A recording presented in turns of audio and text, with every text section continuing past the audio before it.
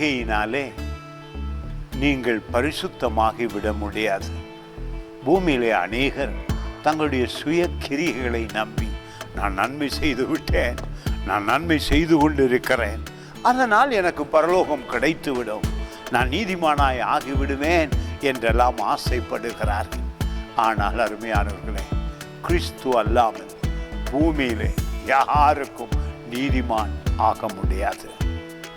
அந்த அதிசய வார்த்தை இந்த நாளில் உங்களை தூக்கி எடுத்து சொல்லும்.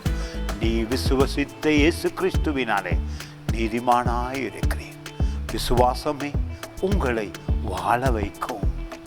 கலாத்தியர் புத்தகம் 1ஆம் அதிகாரத்திலே 11வது வசனம், நியாய பிரமாணத்தினாலே ஒருவனும் தேவனிடத்தில் நீதிமானாகிறது இல்லை என்று வெளி அரங்கமாயிருக்கிறது.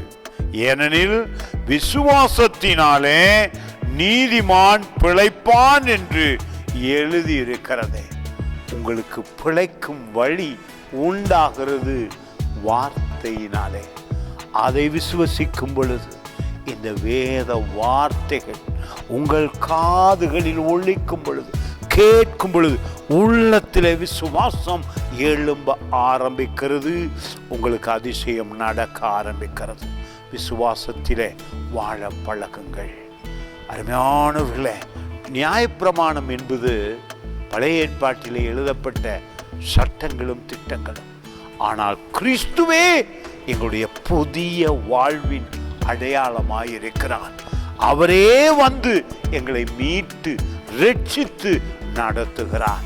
அதுதான் நீதிமானாயிருக்கிறோம். இயேசு கிறிஸ்துவை விசுவசித்து வாழ பழகுங்கள். வெற்றியாயிருக்கும் ஒவ்வொரு நாளும்.